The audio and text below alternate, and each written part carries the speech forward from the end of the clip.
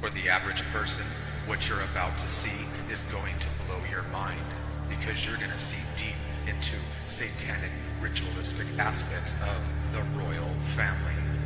The House of Saxe-Coburg and Gotha, the House of Windsor. There are some who would argue that in the 21st century, a monarchy of any description is an outdated institution. But, paradoxically, it only takes the merest hint of a royal scandal or conspiracy for the world press to be in hot pursuit of the story. So how did it all begin? Well, for the British, the answer to that question is quite simply when the first kings and queens emerged from the warring tribes of ancient times to wear a crown and sit upon a throne. However, they had to do a great deal more than that. Kings, or queens for that matter, had to be fierce warriors, not only to seize power, but also to withstand challenges from their fellow countrymen and foreign invaders, and the term hostile takeover back then meant precisely that. A recipe for conspiracy if ever there was one. William II died in very suspicious circumstances, and was succeeded very speedily by his brother Henry I, whose reign ended when he died of food poisoning. Now you may be wondering how Queen Victoria's exemplary good name could possibly be associated with either scandal or conspiracy. Whatever the truth behind all these conspiracy theories, their association with Queen Victoria is absolutely fascinating, and even if nothing more than over-imaginative flights of fancy, the stories show a very dark side of Victorian London, not so far removed from the magnificent facade of Buckingham Palace. This film does commit treason, but it is the truth. History tells us that the German impostors who occupy the British throne have consistently tortured, illegally imprisoned, and even murdered, sometimes with their own hands, people who have criticized the monarchy throughout history, has been the driving force behind the royal political elite for thousands of years. Many people believe that conspiracy in world politics simply does not exist. But it is a provable fact that the royal political elite have committed murder to gain power over and over again throughout the ages. Many of these murders were the result of a conspiracy usually orchestrated by politicians and aristocrats serving members of royal families. In the biblical Hebrew Bible, we have the story of Jacob, who steals the crown from his brother Esau. And Israel is the stolen crown that was ripped off by Jack, or Jacob. The trickster figure, or the clown, the jester, the Jacob, the Jack. Like when somebody steals a plane, it's called a hijacking. Or like when somebody tries to steal your car, it's called a carjacking. Because you got jacked. And the current royal family jacked the crown. Where does the royal family live? You might think it's here, but you'd be wrong. In fact, they live here. and their name certainly isn't Windsor. I've made a startling discovery. There's good evidence that's recently come to light that back in the Middle Ages, one of the kings of England was illegitimate. And if that's so, it means that every king and queen of our country since shouldn't by rights have sat on the throne. But if not them, then who? Well, I've traced the real royal family, the bloodline that's been robbed of its inheritance. And I've discovered the person alive today who should be Britain's reigning monarch. What am I doing making a fuss about a centuries-old skeleton in the royal family's closet? Well, to me, it's all about the rules of the club. The monarchy rests entirely on blood and inheritance. There's an absolutely rigid system for passing on the throne. Prince Charles is first in line, then Prince William, then Harry, then Andrew, etc. The chain of power and wealth and privilege depends on two rules. One, you have to be of the royal bloodline, and two, you have to be born legitimate. But what happens if the system goes wrong, if the chain gets broken? 500 years ago, that's exactly what happened, and this is the man responsible.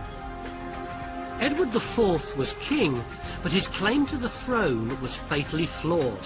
I found evidence that he was conceived not by his royal father, but by a humble archer.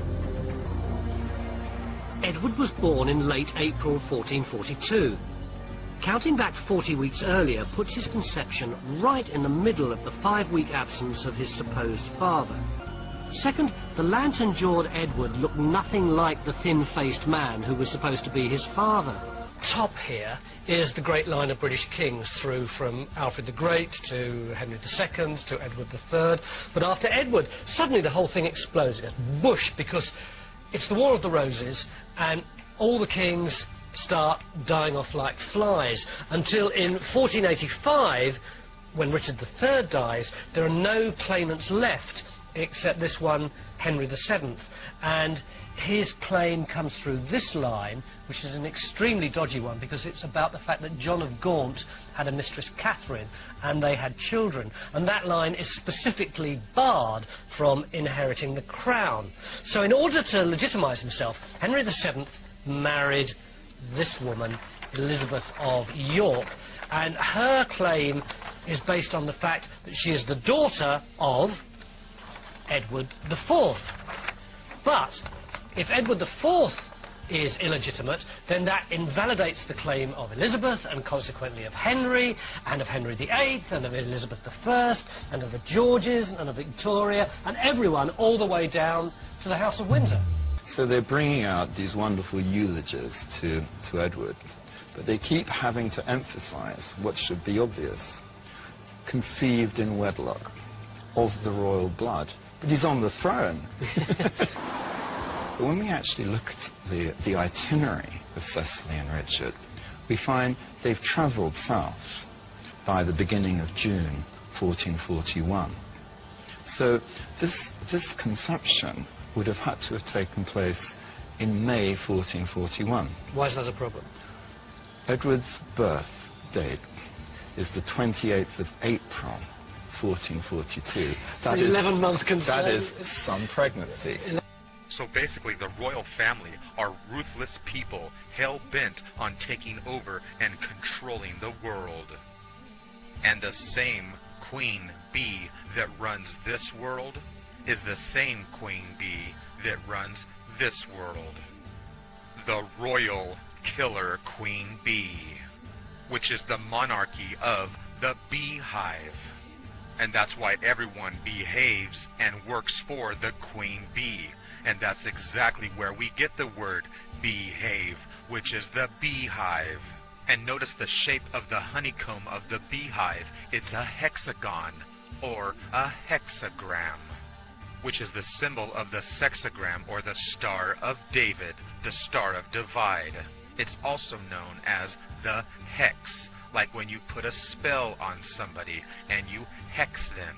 The same symbol that makes the world beehive or behave. So believe me, the Queen Bee runs this world exactly the way she wants it to be ran. And all of her soldier bees make sure the worker bees know exactly who's in charge. And it doesn't matter what country you come from or what tree you come from. Because just like in the game of life and death, which is known as chess, the queen is the most powerful piece on the board, just like the queen is the most powerful piece in our world. And in the ancient old world of paganism, the witch is considered the most high, the high priestess, the queen, or the goddess, the witch, the queen of the night, the queen of the monarchy, or the moon arch, the single royale queen of the underworld, the queen bee, Elizabeth.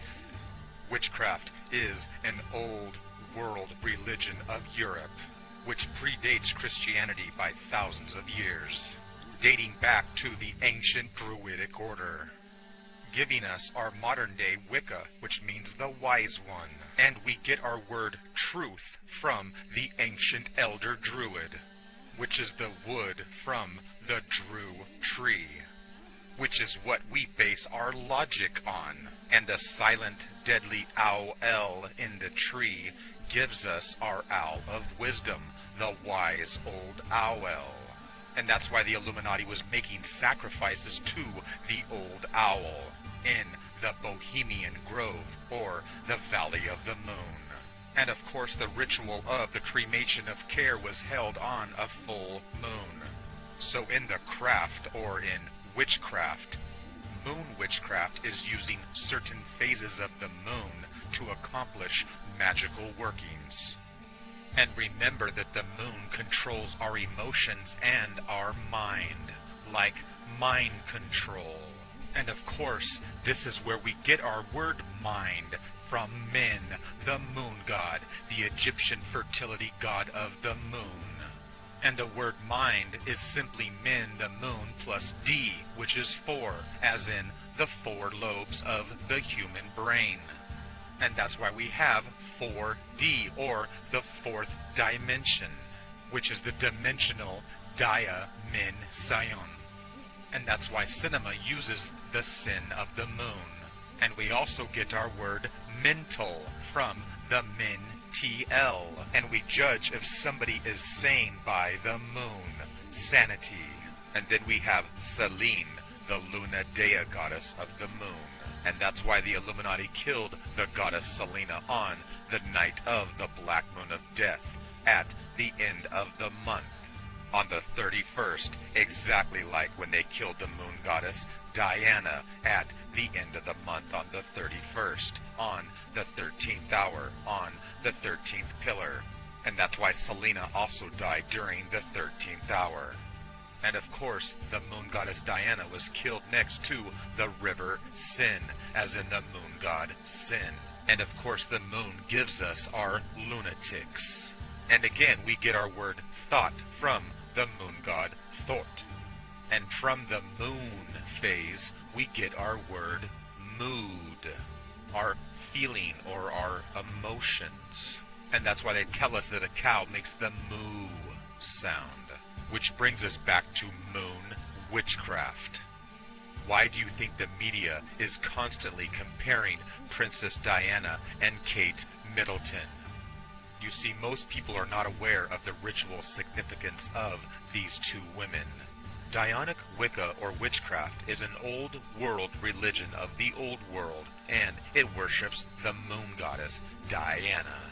She was known as Diana Lucifera, the queen of the night, she who bears the light. She was the goddess of the sacred grove and of the crossroads. And now you know the exact truth of why we have the state called Indiana, or in Diana, the state of the crossroads. And that's why the state of Indiana has the flag with the torch on it. And that's exactly why, where they killed and sacrificed Diana, they placed. And you'll notice that the moon goddess's companion is the stag, the horned one. So once again we see the story of the goddess with the horned one, the ancient fertility spirit of the forest, the green man. And so now we have a new moon goddess who will mate with the horned one. So Diana was the ancient moon goddess, but so was Kate. She's known as the dark or black aspect of the triple goddess, the moon goddess. Her name is Hecate or Hecate, or simply as Kate. The